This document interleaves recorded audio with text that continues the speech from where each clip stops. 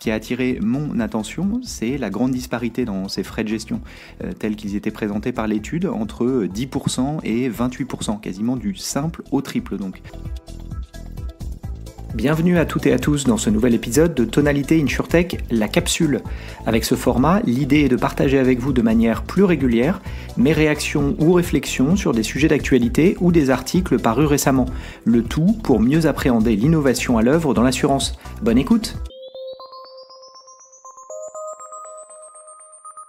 Cette semaine, je vous propose qu'on s'attarde à nouveau sur les sujets d'IA dans l'assurance, avec un angle très spécifique, l'efficacité opérationnelle. En effet, vous l'avez peut-être constaté vous-même, mais cette notion d'efficacité opérationnelle apparaît régulièrement dans les médias couvrant l'actualité assurantielle. La publication des résultats annuels a été, il y a quelques semaines, une bonne occasion de constater la nécessité d'une plus grande efficacité opérationnelle. En effet, bon nombre d'acteurs de l'assurance, notamment les banques assureurs et mutuelles, mais pas que, ont souvent publié des chiffres d'affaires en hausse, mais des résultats en baisse. Une bonne partie étant liée, il faut le reconnaître, aux coûts exceptionnels liés aux intempéries en France l'année dernière. Il n'empêche, il y a ici une sorte de schéma récurrent, car à la mi-2023, il en allait déjà de même pour plusieurs acteurs de l'assurance. Et je choisis ce terme à dessein, car cela concernait aussi bien des assureurs, des gestionnaires, sur les lignes ARD, santé ou les risques spéciaux. Tous ces acteurs, donc, annonçaient un chiffre d'affaires en hausse, mais un résultat en baisse. Toujours dans les références sous-entendues à cette notion d'efficacité opérationnelle, je pense à cette étude de l'UFC Que Choisir, publiée en début d'année, qui dénonçait les frais de gestion dans l'assurance santé. Elle les qualifiait de, je cite, scandaleux. Derrière ce terme forcément subjectif, il était intéressant de regarder le tableau illustrant l'article. Il indiquait, pour une grosse vingtaine d'acteurs du secteur, le pourcentage des primes consacrées au remboursement des sinistres et le pourcentage des frais de gestion. Je me souviens d'un commentaire aperçu sur LinkedIn où la personne s'étonnait de voir la somme chez certains acteurs dépasser les 100%. Ce qui a attiré mon attention, c'est la grande disparité dans ces frais de gestion, tels qu'ils étaient présentés par l'étude, entre 10% et 28%, quasiment du simple au triple donc. La moyenne étant à 20% et la médiane à 19%. Là encore, cela me semble illustrer l'opportunité pour des gains d'efficacité opérationnelle. Parfois, le terme d'efficacité opérationnelle est clairement évoqué. Avant de donner un exemple dans l'assurance, je vous partage le titre d'un article lu début mars dans Les Échos au sujet du secteur bancaire, qui faisait, je cite, « la chasse aux dépenses ». Certes, la banque n'est pas l'assurance, mais il ne s'agit peut-être que d'une question de temps avant de lire le même type de titre dans l'assurance. Et déjà, certains acteurs le disent explicitement. Je pense par exemple à cette interview du directeur général de Groupama dans Les Échos, il y a quelques semaines. Il y évoquait la nécessité de mieux, je cite, « maîtriser les frais généraux ». Les coûts opérationnels sont ici clairement ciblés. Idem de l'autre côté de la Manche, c'est Direct Line qui faisait état il y a quelques semaines d'un plan de 100 millions de pounds de réduction des coûts en réponse à l'offre de rachat inamicale par le groupe Ageas. Ça, c'est pour le contexte dans l'assurance. Basculons sur la deuxième partie du titre de ce podcast, l'intelligence artificielle. C'est évidemment le sujet du moment, et ce, notamment depuis le lancement de ChatGPT le 30 novembre 2022.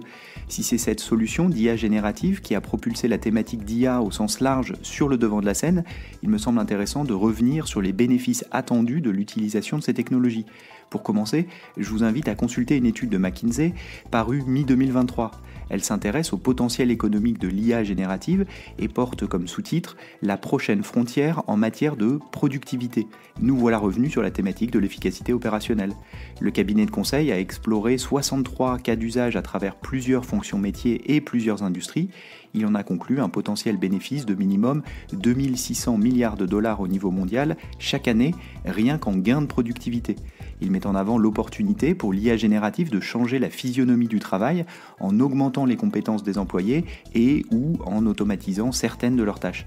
Ainsi, jusqu'à 60 voire 70% du temps consacré, les tâches concernées peuvent bénéficier d'une automatisation grâce à l'IA générative. Le World Economic Forum s'interrogeait, lui, en septembre 2023 sur l'opportunité que représentait l'IA, automatisation ou augmentation. Il présentait dans l'article l'impact qu'il anticipait sur ces deux axes pour une quinzaine de fonctions business. Et c'est vrai que la question peut se poser quand on lit les déclarations récentes, par exemple du directeur général de Covéa qui indiquait dans Le Nouvel Économiste que le groupe avait traité l'année dernière 1,5 million d'appels entrants et 2,5 millions d'appels sortants avec l'aide de 15 voicebots.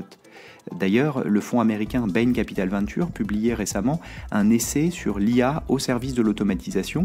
Il y détaillait 6 différents niveaux d'automatisation comprenant notamment le RPA, Robotic Process Automation, ou le copilote, sujet dont nous avions d'ailleurs parlé plus spécifiquement dans l'assurance à travers l'interview du CEO de Zelros. Je vous mets le lien vers cet épisode dans la description si vous souhaitez le réécouter. Enfin, pour nourrir ce débat sur l'opportunité d'automatisation, de gains de productivité liés à l'IA et l'IA générative plus particulièrement, je pense à un essai de l'analyste tech Benedict Evans qui s'intéressait à la manière dont la technologie avait régulièrement contribué justement à impacter la manière de travailler. En s'appuyant sur plusieurs vagues d'innovation technologique au cours des 2 siècles précédents, il en conclut que si ces technologies auront nécessairement un impact sur la nature même de certains métiers, il n'est pas à envisager de changement radical généralisé à très court terme. Le temps long devrait une nouvelle fois faire son œuvre. Toujours est-il que dans ce contexte, d'un côté la recherche d'efficacité opérationnelle chez les acteurs de l'assurance et de l'autre une promesse de gain de productivité par l'IA, dans ce contexte donc, le secteur de l'assurance est souvent mis en avant parmi les industries qui devraient être le plus impactées par l'IA. D'ailleurs, vous avez peut-être déjà vu ce graphique publié par Accenture l'année dernière. Le cabinet de conseil y classait 20 industries en fonction de l'impact attendu en termes d'automatisation. Et l'assurance était deuxième derrière la banque, avec 48% des tâches pouvant être automatisées et 14% pouvant être augmentées. De même, en novembre 2023, c'est Moody's qui soulignait l'opportunité de gain d'efficacité grâce à l'IA, en particulier dans l'assurance. Vous vous en souvenez peut-être, car je vous avais lu cet article dans un précédent épisode du podcast. L'agence mettait alors en avant l'opportunité d'utiliser ces technologies d'IA dans le processus de souscription, mais également dans la relation client. Et plus largement, ce bénéfice d'efficacité opérationnelle, spécifiquement dans l'assurance, apparaît dans plusieurs articles publiés, par exemple par EY en août 2023, Deloitte y faisait également allusion dans un court rapport sur le sujet l'année dernière et IBM listait également ce bénéfice dans un article paru en fin d'année. Bref, j'espère qu'avec tous ces éléments, vous comprenez mieux mon souhait de partager avec vous cette thématique et de connecter ainsi les points entre les besoins de l'industrie de l'assurance et de l'autre, les bénéfices attendus de la technologie du moment, à savoir l'intelligence artificielle.